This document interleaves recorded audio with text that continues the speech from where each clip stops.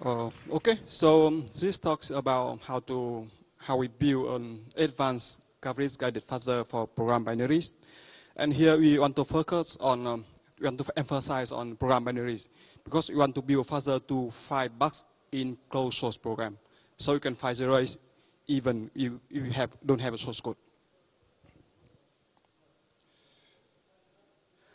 Okay, so my name is Nguyen and Quynh, and I'm working for one local university in Singapore named Nanyang Technological University.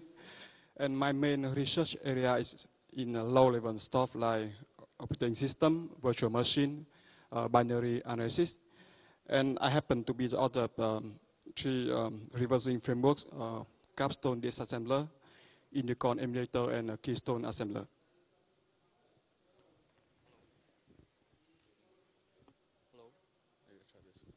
Hello, my name is Wei. I work in the same university in Singapore as Quynh. Normally I do bug hunting, fuzzing, and bug bounties.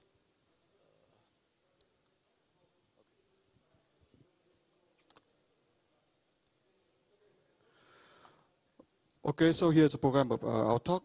First, we look at the background of guided fuzzer, and we introduce an issue on the public guided fuzzer, focus on fuzzing binaries.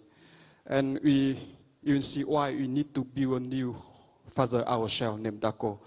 And in the next part, we introduce the features of DACO fuzzer and how it was implemented and designed. And after that, we have some screenshots so you can see how it works. And we also introduce some bugs with how it is fuzzer. Actually, DACO fuzzer is still very new. We are at very early phase, but hopefully you can still see something useful.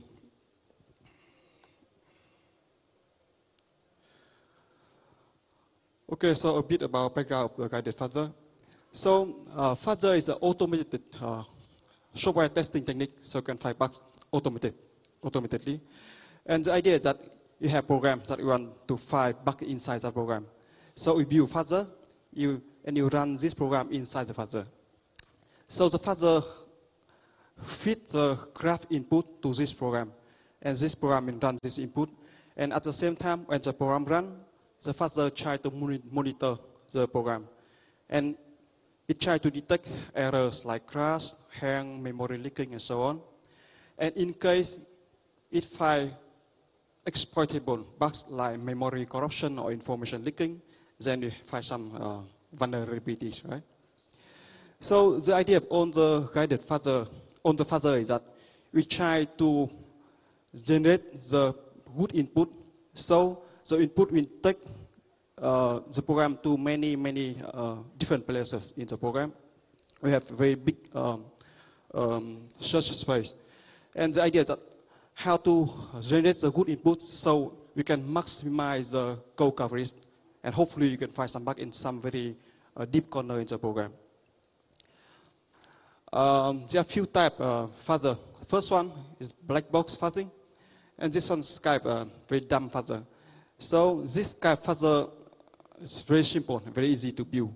You just run the program inside this kind of fuzzer, and black box fuzzer just send some totally random input to the program. And black box fuzzer doesn't know what happened inside the program when it runs. And you can see that black box fuzzer is very easy to build, but it's not very effective because it doesn't know how to generate the good input. The other type of fuzzer is white box fuzzer. This one is totally different. It's much smarter than black box fuzzer. So for white box fuzzer, they use many advanced program analysis technique to understand how program works. And based on this information, white box fuzzer can generate very good input, and the fuzzer can quickly find some, go to many corners in the program. So the concept of white box fuzzer is very good, but in reality it's not very good because white box fuzzer use many heavy techniques like symbolic execution or model checking, and in reality it slows down the fuzzer a lot, and that's a huge problem of white box fuzzer. The third type fuzzer is gray box fuzzer, and this is our focus on this talk. There's the name of Gradebook fuzzer is coverage guided fuzzer. So for this kind of fuzzer, we try to build a smarter fuzzer than a black box fuzzer, but we do not use many heavy techniques like white box fuzzer. So the idea of guided fuzzer is that when we run the program inside the fuzzer instrument the program. So we know what's going on when the program runs, right? And based on the feedback from the instrumentation, the fuzzer can generate the better input for the next round when you run the program again with the new input.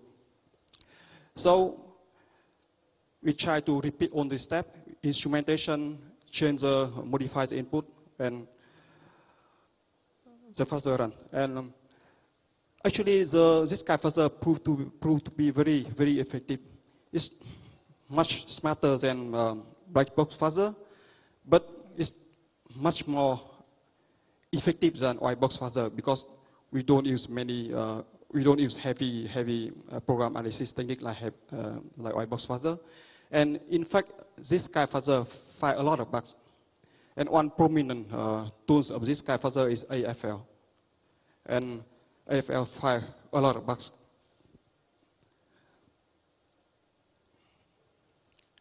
Okay, so there are quite a few public guided fuzzer which is open source and everybody can get to use. And we list some important one here. AFL, of course, is a very important, very prominent guided fuzzer. So for AFL to work, you need a source code of the program, and after that you compile the program using some special compiler provided by AFL. And with this instrumentation view, the AFL can work. And in case you don't have source code, AFL also support binary fuzzing. So in case your program is Linux binary, AFL has emulation mode, which uses QEMU inside to emulate the binary. So AFL can actually find bugs in Linux binaries. The problem with AFL is that AFL doesn't work for Windows. So there's an attempt to make AFL work for Windows. And one project is named AFL Quynh. They try to port AFL to Quynh, so it works on Windows. But the problem is that this fuzzer is very slow, very buggy, and actually they stopped development of AFL Quynh for a long time ago. The other type guided fuzzer is WinAFL, which is very new and very good, built by some researcher from Google. WinAFL is basically a Windows fork of AFL. So they fork AFL and rewrite many core parts of the fuzzer so it works on Windows. You can build on Windows and it works on Windows. The main difference between AFL and WinAFL is that WinAFL only supports persistent mode. So the idea is that it only fuzz a part of the program, not the whole program. It's called persistent mode in AFL. The last fuzzer based on AFL is AFL DIN-ins. This one is a bit different. This one, okay, has a program. You want to fuzz it, right? So you need instrumentation. So this fuzzer AFL DIN-ins, they try to modify the program on disk. So they instrument the program and actually really modify the program on disk. And after that, you run the modified program, binaries, inside this kind of fuzzer. This one seems to work, but actually it has many issues with some more complicated program. And AFL DIN-ins doesn't support Windows.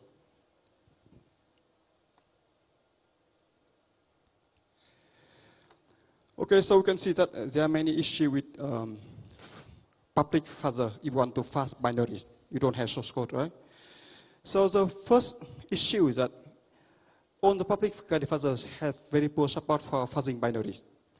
Like AFL, it works for binaries only if you use emulation mode in AFL, which is based on QEMU. But QEMU has many limitations.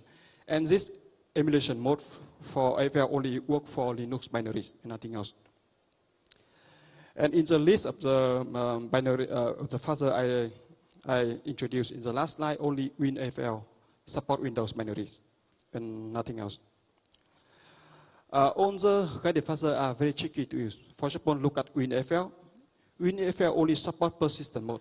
So you can only fuzz a small part of the binaries, not the whole binaries. And the point is that you need to choose which part to fuzz. So you need to reverse the binary. And actually not all the programs support this kind of fuzzing. Because to support this kind of persistent mode fuzzing, you need to choose a path that is stateless. So you can loop back and run again. And not all the programs support this kind of fuzzing. And we have many issues when we try to use WinFL on some real-world binaries. The other issue is that all the guided fuzzer for binaries has many issues on performance and stability. So for example, WinFL uses Dynamo Rio binary instrumentation frameworks, and it fails to work on many complicated binaries, and it's pretty slow. Dynamo Rio is the best in terms of performance for binary instrumentation, but it's still slow down the programs like 15 to 20 times, and that's too slow. So we are not very happy with all the guided fuzzer public available, and we want to do something better. So that's why we try to build our own fuzzer named Daco. Try this one.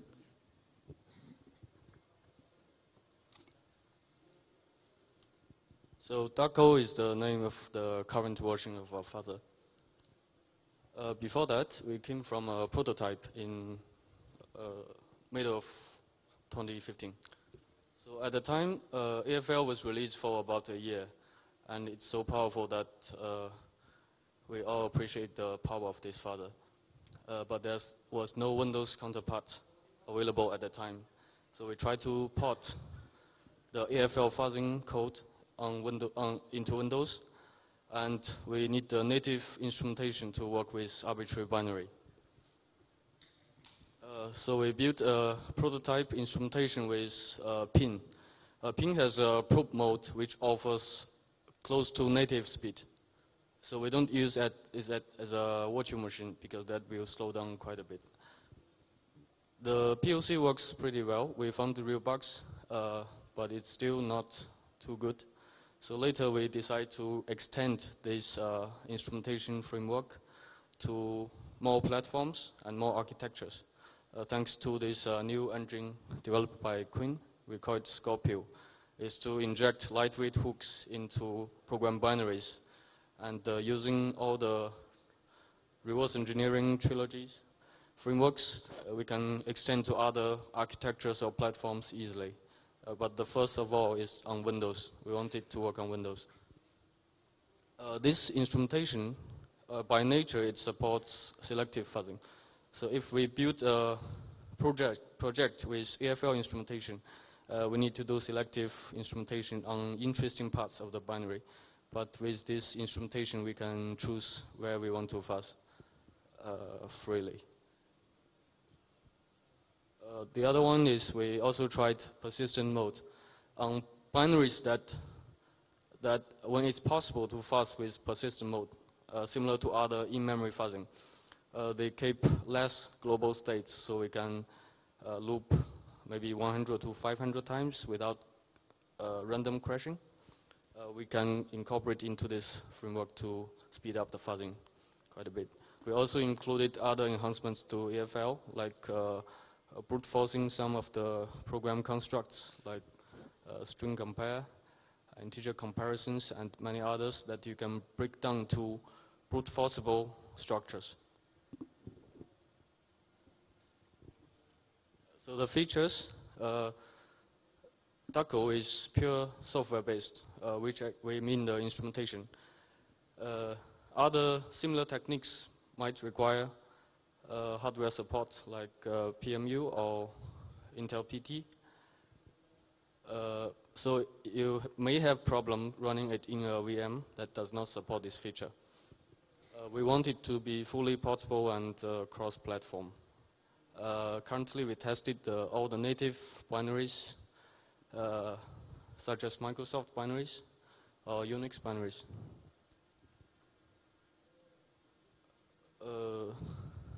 Okay, so we intend to build it to be fast and stable and to be versatile. And so far it's order of magnitude faster than DBI approach because the Euro emulation of the original binary will slow down quite a bit. Unless, like WinAFL, it works when the DBI approach works together with persistent mode. These two will balance the cost with each other and give a reasonable speed. We do not use DBI approach, so we expect this to be faster, at least close to native speed. When enabled with persistent mode, we expect it to be even faster.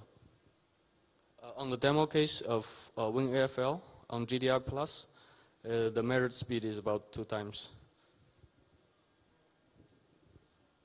So I'll come to the implementation. The initial version in 2015 was completely compatible to AFL. In addition, we added concurrency support. We record the program branches in thread local storage on the Windows threads. The initial POC is on AFL Nguyen with the pin probe mode. This version works with all the 32-bit user space binaries. We also built a test case post-processor like AFL does. And this version, although not very fast, it finds real bugs in Adobe Reader and Windows Journal. The difficult part of this approach is actually the static analysis part. So basically where to do this instrumentation when a binary is given. You need to reverse the program structure. Basically, we need the CFG information to know where to instrument. Other features of the implementation, we included all the support necessary for real-world fuzzing, ASLR, and threading. And the current version supports Windows, Linux, and OS X. We are currently implementing x64 and ARM architectures. But for x86, the static analysis and the instrumentation are working fine. So the challenges in static analysis is equivalent to recover the CFG.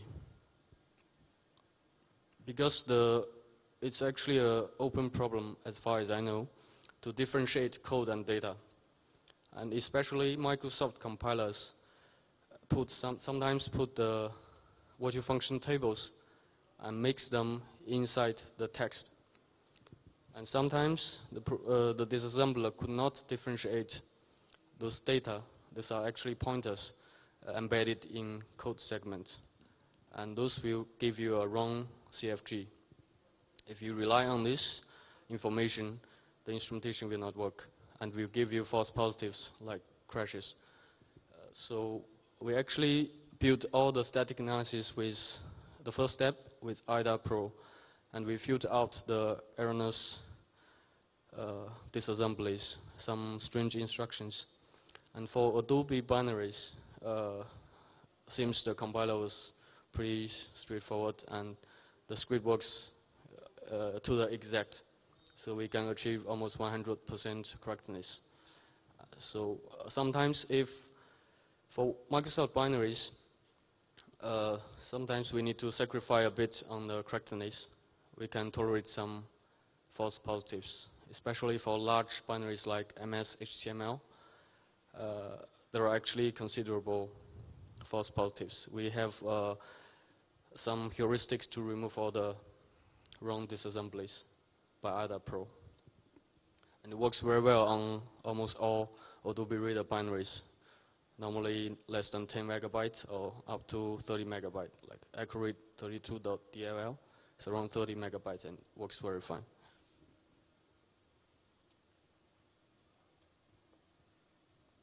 Okay, Quynh will talk about the implementation of the instrumentation. Okay, so next part is instrumentation. Because you see that for guided fuzzer, instrumentation is a core part, it's a very important part of a guided fuzzer. So how we did that? So remember that we want to build our fuzzer to run on many platforms and many architectures. So we look at on the public fuzzer, public guided fuzzer, and we learn some lesson. Because on the public guided fuzzer, they build on some public DBI like Pin or Dynamo. But there are many issues, as you can see.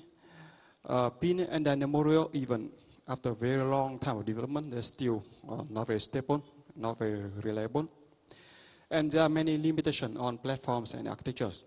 So like on these DBI, if you want to make it work on other architectures like ARM, ARM64, MIPS, PowerPC, Spark, and so on, I think there's very little hope, right? And poor performance. Dynamo, as I said before, is like the best in terms of performance is still 15 to 20 times slow down your program. So we want to have something better. The reason on the guided fuzzer based on Pin or Dynamo are slow because they cannot do selective instrumentation. Because when you run your program under Pin, on top of Pin or Dynamo, it instrument on the program, right?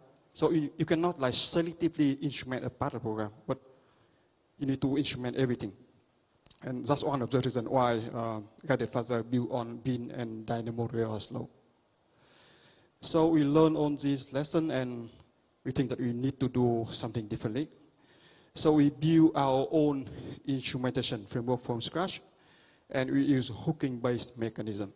So it's much more simpler, easier, and faster to build and to maintain.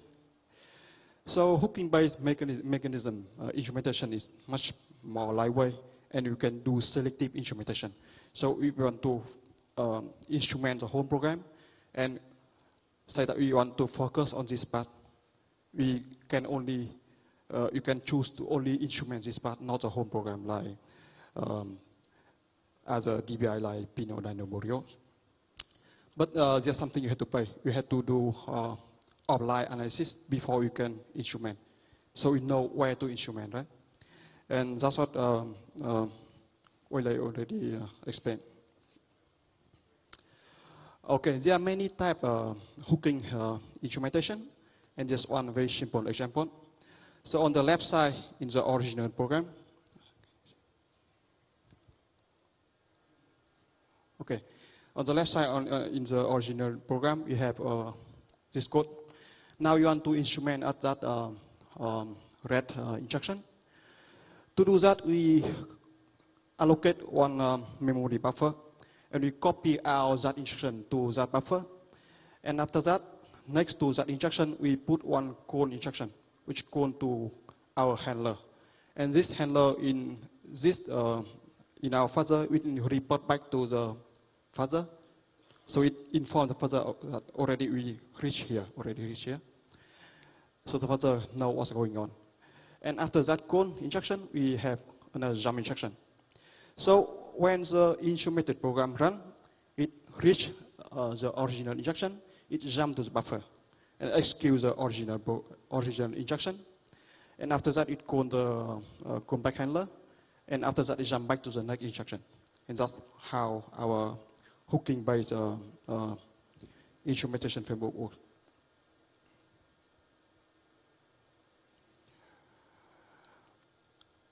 Okay, so we build our own instrumentation framework named Scorpio.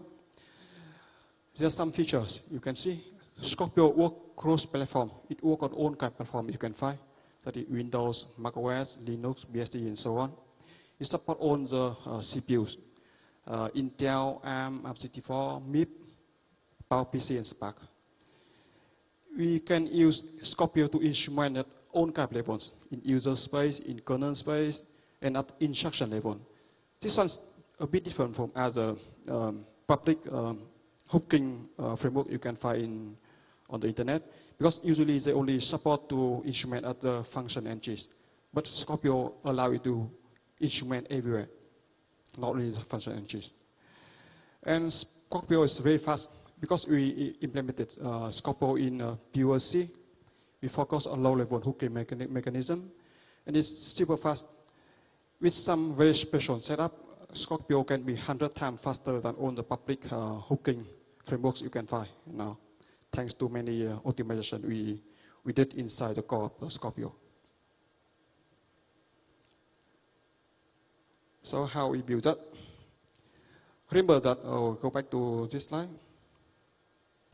Okay, here to instrument that red instruction, we need to copy it out, right? So we need to know how many instructions, until when we copy, because like on x86, the instruction size is not fixed. So we need to know until when. We need to copy only one instruction now. In some simple case, some typical case. So to do that, we need disassembler, right? So Scorpio need to decode instruction at the hooking place, so it can copy the right instruction out until the right boundaries. So for this step, we use Capstone disassembler because Capstone already support on-cap CPUs.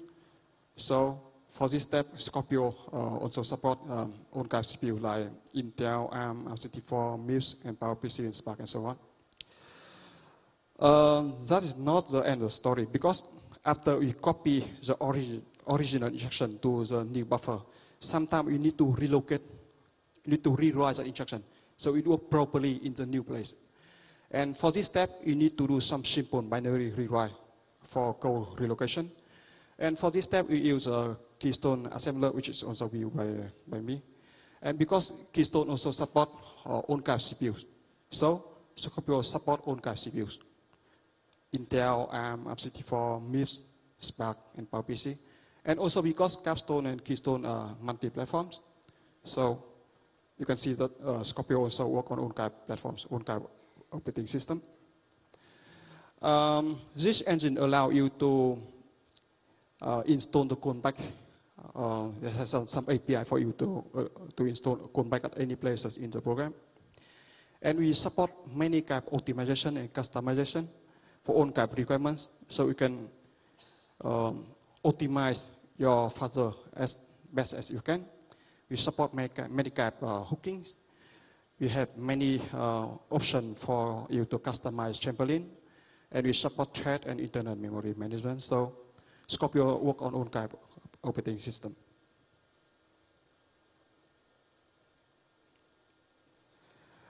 Okay, so we use Scorpio to build fuzzer, Daco fuzzer to run on Windows, on Linux, and on Mac OS. For Windows instrumentation, we need to inject instrumentation into the target binary. So you can fuzz it, right? And here, to make it simple and easy, we put all the instrumentation code inside DLL, one DLL. So we inject DLL runtime into the target binary. And this DLL has DLL main, and this function is initialized before the main program runs. And inside this function, we do on-cap instrumentation inside this. There's something we want to tell, because we want to inject the DLL into the target binary. There's two types of injection: dynamic injection or static injection. So we go with dynamic DLL injection. But there are also two ways of doing dynamic DLL injection. You do that at runtime using some like external process to inject, to watch, to monitor all the process running. And when your target program run, it inject it into the target program, right? That's one way. But we found that this way is not very good, because we need to change the system. So we can inject DLL into the target program. You need to monitor all the processes inside of your system. So we decided to go with another approach, which is called static injection DLL. So the idea is that we modify the PE file. So we tell the PE file that we want to load one extra DLL. And what it is that we analyze the target PE to locate the section in the port directories, and we append one extra section into at the end of the binaries, and we relocate the import directory to the new section, and we point the original import directory to the new section, and in this new section we add one more DLL. So actually we modify the original program just to add one section and put one entry for our DACO instrumentation there. So when it runs, it automatically loads daco.dll, and after that, everything is going well. So we find that this way works very well. Okay, for Linux and Mac OS instrumentation, we use another approach. We still try to inject the instrumentation at runtime. And for these platforms, we use LD preload mechanism, so you can dynamically inject instrumentation at runtime. So for Linux, we inject a share object file, which is .so file. For Mac OS, we inject a dynamic library, which is .dylib file. And similarly to Windows instrumentation, we inject all the instrumentation at the initialization time, at constructor time. And our fuzzer can support up to like 100,000 hooks, so we can imagine that we can inject like up to 100,000 hooks in some very big program into the target binaries when you try to fuzz that. So okay, so there's some details that we also support fork server in Linux and Mac OS. So we inject fork server at program entry points.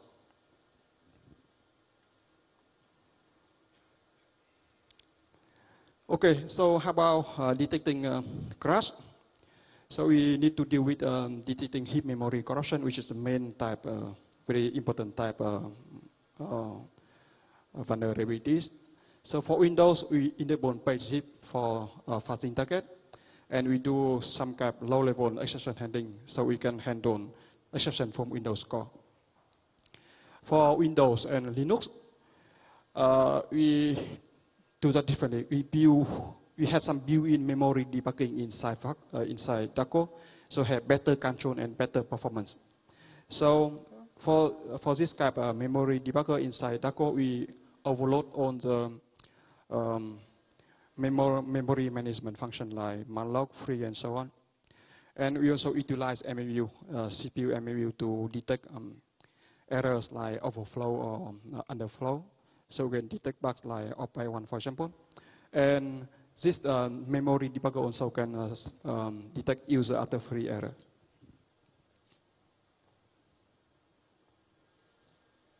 Okay, there's some, you can see some demos, some screenshot and understand how DACO works.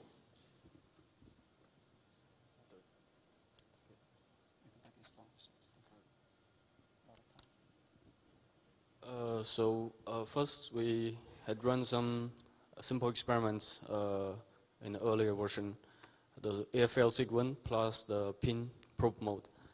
We tested on this 3D parsing library in Adobe Reader. So in around 10 hours, we find about, I think around 800 paths, and there are 2 crashes that were new at that time. One was a denial service, the other one was this memory corruption. To test the effectiveness of this fuzzer in handling binary parsing, because that's what the default AFL algorithm worked best in. We tested on an earlier version of Adobe Reader. We fuzzed this U3D parsing library. And in about 2 to 3 days, it's able to discover more than a dozen bugs, unique crashes. And of course, because I've done fuzzing in this library, and I know which CVE it corresponds to. So here the list is those I know, and there are more. So the total number is more than a dozen. We will release those reproducers on GitHub as a justification that it's able to do complete coverage, almost like enumerating the code within a short time. We also tested on libxml2. This is a Windows port, an earlier version. We run 4 instances of the fuzzer. It finds 10 unique bugs in 1 week. Of course, those are also obsolete. Those are old bugs. We also found some bugs in Windows Journal, and this product is also obsolete. But this is just an example that this tooling is working. To find new bugs, we need something else to fuzz.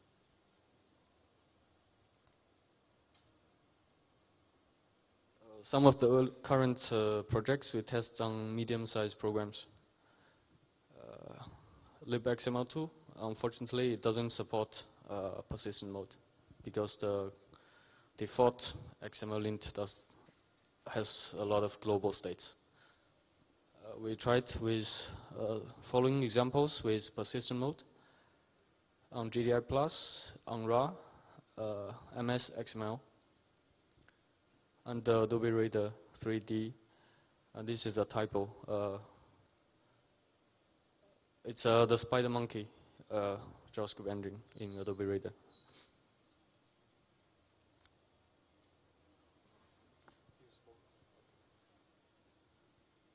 This is fuzzing the XML, XML lint, the modified XML lint with the injected instrumentation. We can achieve about close to 90 per second on Windows.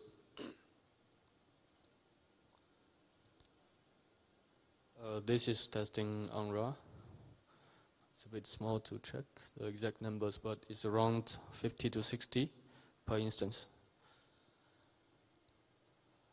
And Quynh also ported those EFL utilities to Windows to work with this instrumentation, the famous EFL tmin and EFL analyze. So this instrumentation at current stage is completely compatible to the EFL interface.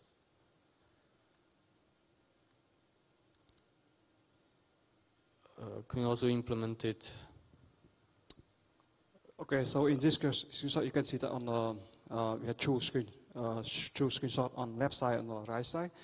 On the left side, you see that this one we build Faco and we build Daco running on Linux. So it's a screenshot of Daco running on Linux. On the left side, we run the binaries in emulation mode, AFL -Q. You can see that the speed is like 800 something. 837 tests per second. On the right side, we run Daco using our own instrumentation, the same binaries, exactly the same binaries. And the speed is like 3272, which is like 4 times faster than emulation mode of AFL.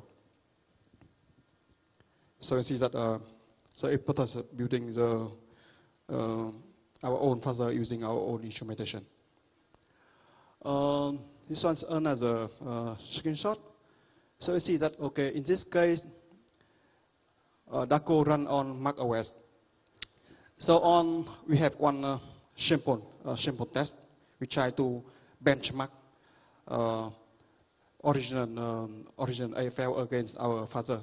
So on the left side, on the right side, we have some very simple test program, and we have source code. So we compile this source code in AFL on Mac OS, and we run these binaries on the right side of the screen. And you can see the speed is like 1,100 something tests per second. That's original AFL handle the program with the source code.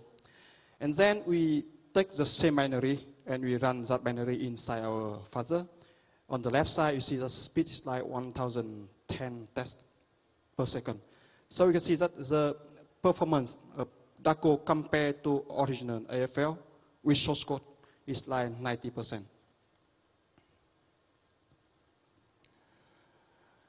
So just another screenshot. In this case, we run Daco on Mac OS. We run 4 instances at the same time in parallel mode. And in this case, we fast libxml2 on Mac OS. And you can see that the speed of one instance is like 500 something per second, tests per second. Okay, so we conclude our talks.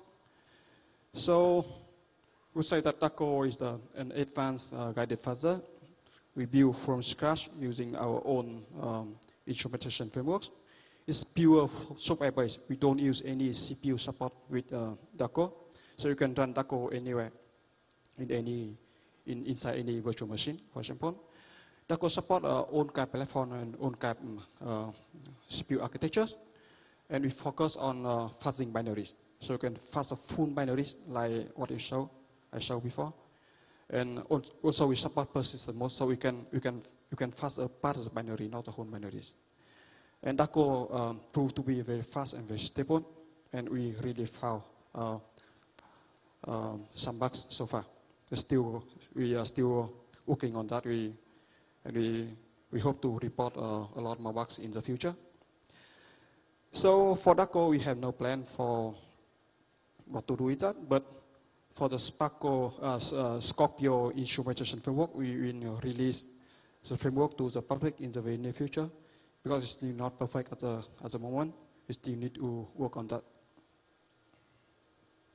So we'll see announcement on the public release of Scorpio in the future, probably in a few months.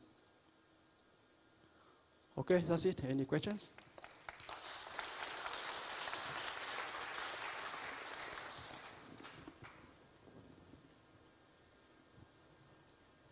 Any questions? Yeah.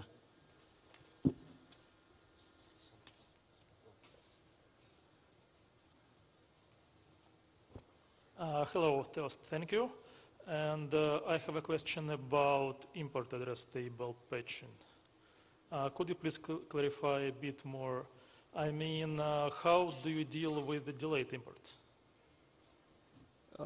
Sorry, can you repeat your questions? How do you do injection, import address table. How do you deal with delayed import? Or you don't? I mean, do you hook user32 functions, for example, on Windows? Or Kakao framework on Mac OS? You mean delayed inputs to the program? Yes. Currently, we handle normal programs, but for special cases, I think specific engineering is needed to do that, to plug that into the framework. Okay, thank you.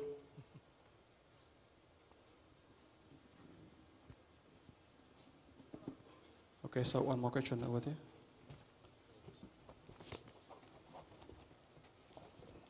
Raise your hand, please. Thanks for a very interesting presentation. As far as I understand, that you prefer a static injection in the Windows, yes? Is it right? Now it's dynamic injection, but we change the original binary, so it automatically loads the DLL. So it's still dynamic injection. It's how do you do it? Using by APC kernel or? Okay, go back to that slide.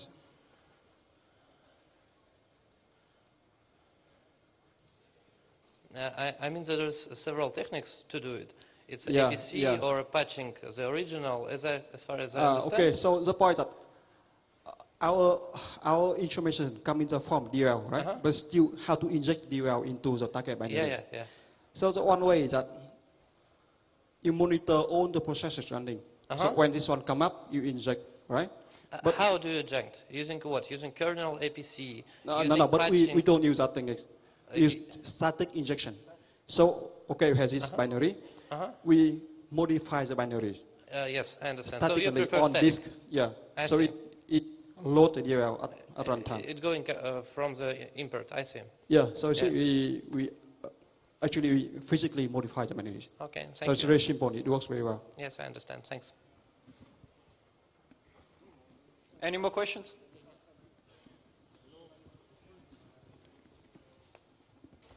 Hi. Simple question. Do you have TLS support? TLS. Thread local storage. Thread local storage? Yes. We use the TEB to store some of the thread-specific branching information. Okay, thanks. Thank you. Yeah, our Fuzzer actually really support multi-thread programs very well. Thank you, guys. You have a great job. My question is how much time you spend to do this Fuzzer, and how many people in your team? Only two of us. And only two of us. And here actually you can see that, okay, so to build this one, we need to have instrumentation framework first, right? So we already have capstone disassembler. We already have keystone assembler. We took few years to build that. And on top of that, we build our own instrumentation framework in Scorpio. And this took me like a few months to have the first version. But after that, we built the Fuzzer on top of Scorpio, and it took quite a lot of time to clear all the bugs, to optimize Fuzzer and so on. Okay, thanks. And one more question. Is your Fuzzer works over network? I think that's another, like, it's out of scope, right? Because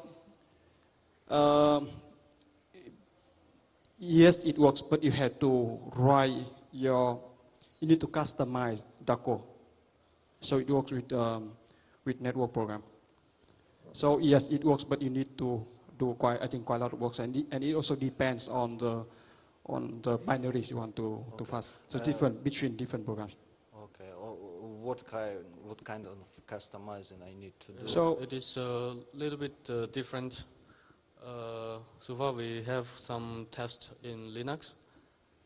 Something similar, what I can think of is to build something like the DSOC approach. We change the socket APIs for the userland network program and make it local. Then we make use of the original network iteration for the loop. That's what I can think of, because we only tested this on Linux. It works fine. On Windows, we haven't tried, but we believe the similar approach will probably work, but we haven't tested yet. Thank you.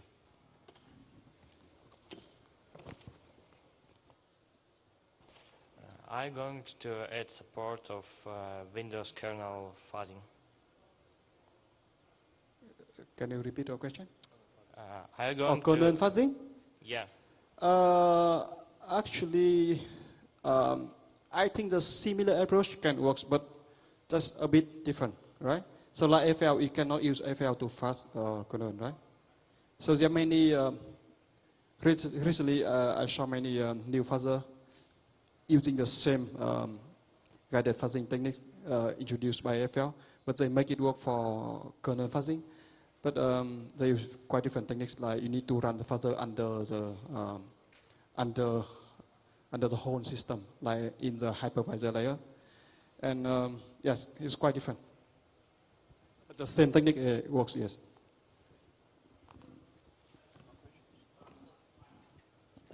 And one more question. Is it possible to divide the fuzzing task for one application onto different computers? So, like mining, you take one application and divide different patches of fuzzing.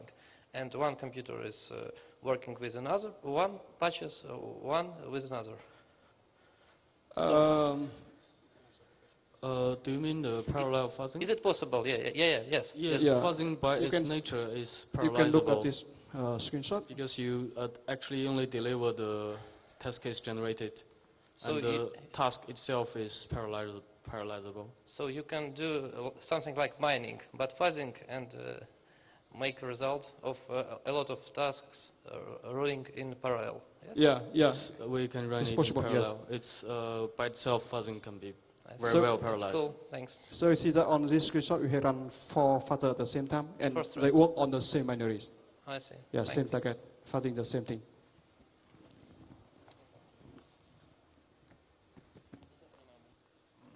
That's all? No questions? No more questions? Okay, the last one. One more. Thank you very much for your presentation. I have a quick question. This tool is already available on public, or you guys still developing? No. So as I said in the last slide, we release the instrumentation framework named Scorpio to the public in the future. Maybe in few months, we still need to work on that. Okay. But for the further, we are not sure yet. Thank you very much. It is actually very easy to build with this instrumentation. Yeah, you can try yourself.